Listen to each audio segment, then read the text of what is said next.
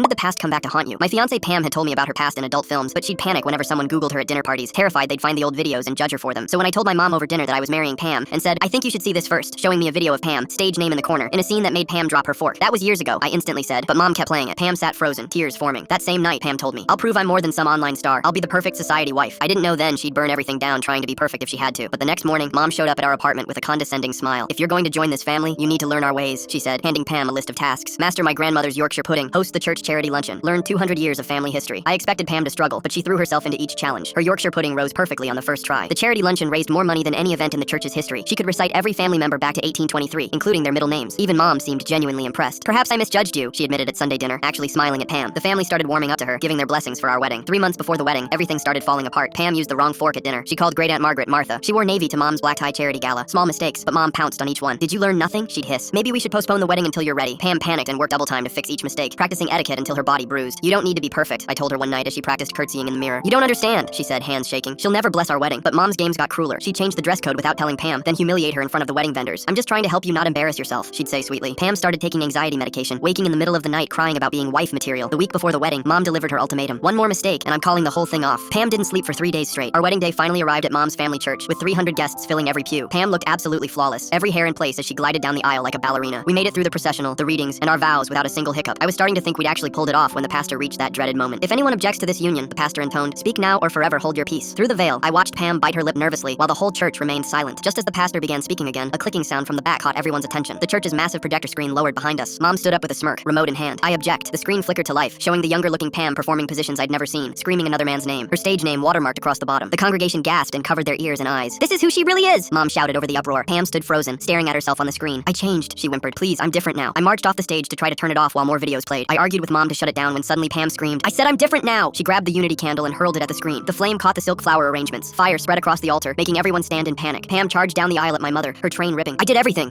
She tackled Mom to the ground, wedding dress tearing at the seams. I was perfect. You said I was perfect. She grabbed the remote and started hitting Mom with it. I earned this. I earned being your daughter. Then she stopped, stood up. Her face went eerily calm. She walked to the burning altar decorations and pulled out a flaming branch. You know what? I am perfect. She turned back to Mom, who was trying to crawl away. You're the problem. A perfect wife would never have such an imperfect mother-in-law. She pressed the burning branch against Mom's hair and dress, catching fire instantly. You're not good enough for your son, Pam screamed as Mom rolled around aimlessly, shouting for help. You're the failure. Perfect mothers don't humiliate. Perfect mothers accept. The wedding party rushed to smother the flames with their jackets. Pam stood in the aisle, torn dress hanging off her, still holding the burning branch. I'll find him a better mother, she said calmly as sirens wailed outside. A perfect one. Mom survived with 2nd and 3rd degree burns all over. The judge sentenced Pam to a psychiatric facility for a minimum of 10 years. I tried to visit her last month. She was already waiting in the visiting room when I arrived, wearing a makeshift veil from toilet tissue draped carefully over her head like our wedding day. She sat with perfect posture, hands folded in her lap like a bride. I'm still practicing, she whispered when she saw me, for when we have our real wedding.